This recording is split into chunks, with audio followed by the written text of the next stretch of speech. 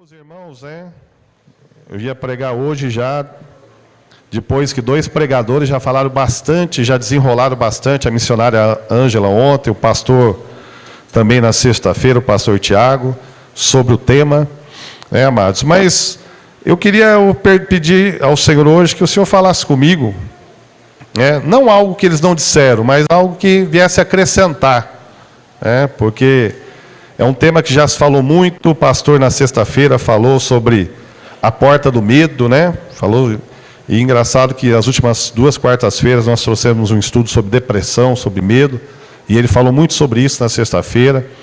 Ontem a missionária Ângela falou bastante também, sobre essa questão, desde Isaías, falando da pedra angular, da pedra de esquina, da pedra de tropeço.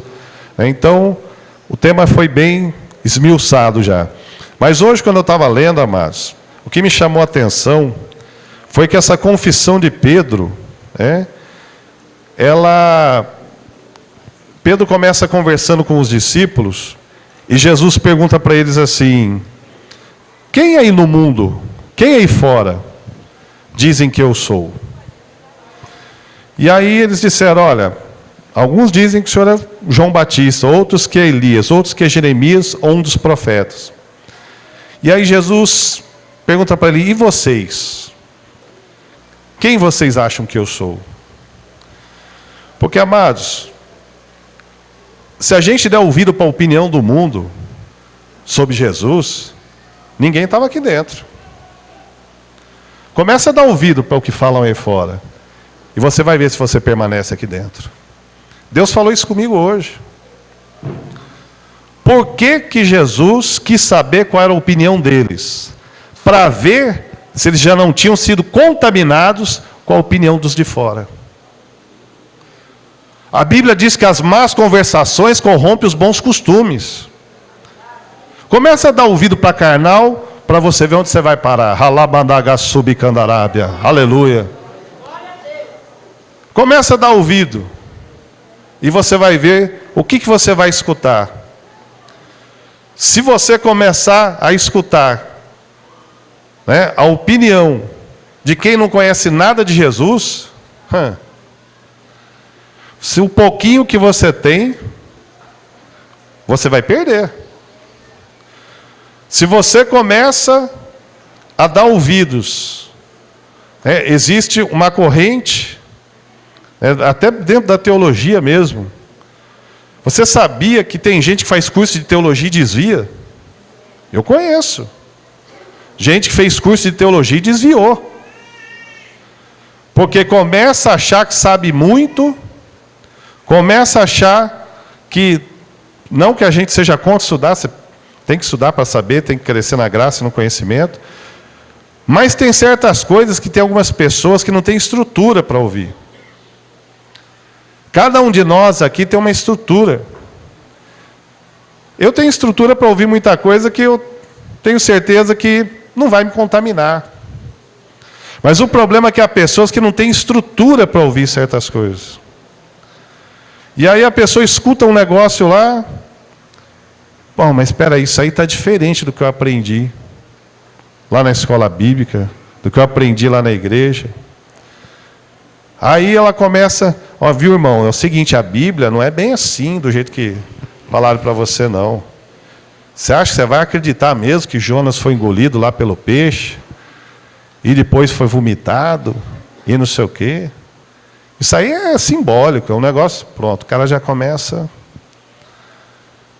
Olha, você vai acreditar que realmente Jesus andou sobre as águas? Eu acho que aquilo lá foi um simbolismo. Que o mar se abriu para Moisés passar, não deve ter tido um recuo. Eu já vi gente falando isso. Não, foi um recuo das águas. Como se fosse um tsunami, O mar recuou, aí eles passaram no meio. Irmãos, um recuo para passar 2 milhões de pessoas? Tem que ser... Quanto tempo esse recuo, hein? Porque um recuo de um tsunami é 5 minutos, 10 minutos, 15 minutos. Passou mais de uma Campinas andando. Imagina só, irmãos, quantos aleijados será que não tem em Campinas? Coxos. Com a medicina do jeito que está hoje. Você já imaginou naquela época que eles eram escravos? sem braço, sem perna, para passar tudo esse povo. Um ia mancando, o outro ia empurrando o outro. Passou 2 milhões de pessoas. O mar se abriu e eles passaram no meio. Aleluia, amados. Glória a Deus. Agora começa a dar ouvido para você escutar esse tipo de coisa. Vai confundir sua cabeça. Por que a gente fala para... Às vezes a pessoa fala, pastor, eu posso fazer visita em outras igrejas? Pode, eu não proíbo ninguém de fazer visita. Agora tome cuidado. Por quê? Porque você tem que tomar cuidado, que a fé vem pelo ouvir. Mas que tipo de fé vai ser plantada no seu coração é o tipo de mensagem que você vai ouvir. O tipo de ensinamento que você vai ouvir, isso vai ser plantado na sua mente, no seu coração. Porque a fé vem pelo ouvir e ouvir a palavra de Deus. Amém, amados? Eu creio que a gente tem que passar, irmãos, por um reavivamento nos nossos púlpitos. Começando nos púlpitos. A gente não tem que pregar o que a gente acha que é o texto. A gente tem que pregar o que está no texto. A gente tem que tomar muito cuidado com esse negócio. Ah, eu acho que não. Com Deus não tem achismo. Ou o Espírito Santo revela, ou a gente não fala. Ou o Senhor mostra o que Ele quer falar conosco, ou não adianta eu ficar inventando história. Eu pego um texto aqui, eu leio o texto e começo a inventar uma história. Então, irmãos, isso não existe. Jesus pregava o que estava lá, na Torá. Ele ensinava o que estava na palavra de Deus. E aí ele perguntou para eles, o povo aí fora fala que eu sou quem? Ah, o povo está confuso. Eles não sabem quem o Senhor é. E vocês, que dormem comigo, levantam comigo, comem comigo, estão todo dia comigo, vocês sabem quem eu sou? Aleluia, amados. Está entendendo, querido? Aleluia. Você está entendendo que Jesus estava dizendo para eles assim, como é que vocês vão pregar lá fora, para esse povo confuso, se nem vocês sabem quem eu sou? Nem vocês, até vocês estão confusos. A dúvida está no meio de vocês. E aonde há dúvida, o que acontece? Deus não opera. A Bíblia diz que ao homem que duvida, é como a folha que vai para lá e que vai para cá, e não tem destino. Lá no livro de Tiago diz que o homem que duvida não espera receber do Senhor coisa alguma. Mas hoje eu creio que há um povo de fé aqui nessa noite. Aleluia, né? E fé no verdadeiro Cristo. Fé no verdadeiro Jesus. Porque quando ele perguntou, e aí, eu sou o mesmo Jesus do mundo? Para vocês? Ou eu sou um Jesus diferente?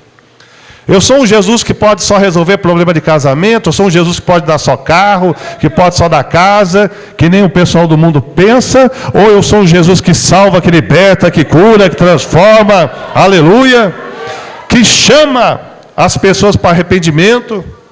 Quem é o Jesus que você conhece? Ai, derraçu calamandarábia, aleluia. Quem é o Jesus que você conhece, irmãos? Porque veja só um deles recebeu uma revelação de Deus, eram 12.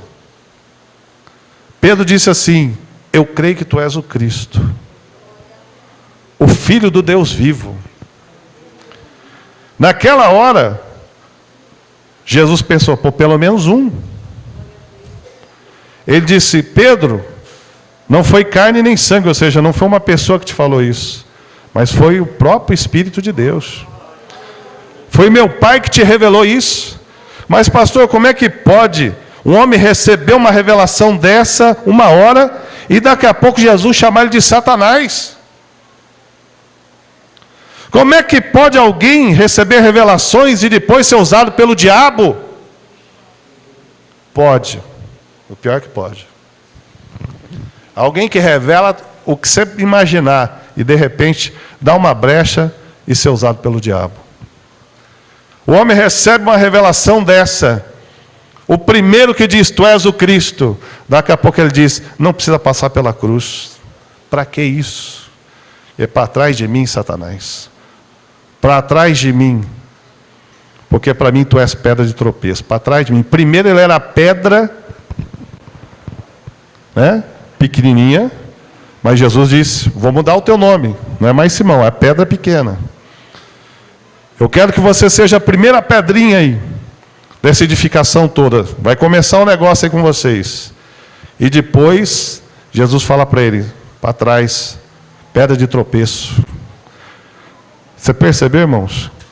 Como é que é você sair de uma posição de pedra, de firmeza, e cair numa posição de pedra de tropeço? É facinho. A Bíblia diz que aquele que pensa que está de pé, cuide para que não caia. Aleluia, amados. A gente tem que tomar muito cuidado. É no momento das grandes revelações que Deus nos dá, das grandes bênçãos, que o diabo vem para tentar nos confundir. Eu quero dizer para você aqui hoje, nessa noite, você que já sabe que Jesus é o Cristo, não deixe ninguém dizer o contrário. Aleluia. Você que já sabe que Ele é o teu Salvador, não deixa ninguém te apresentar outro Cristo. Se alguém te apresentar outro Evangelho, se alguém te pregar outro Cristo, diga anátema. Eu não aceito isso. Um Cristo que tudo pode, né? Um Cristo que não liga para nada. Esse não é o Cristo da Bíblia, irmãos. Um Cristo que não se importa com você, ele se importa sim. Ele corrige o filho que ele ama. Aleluia, né?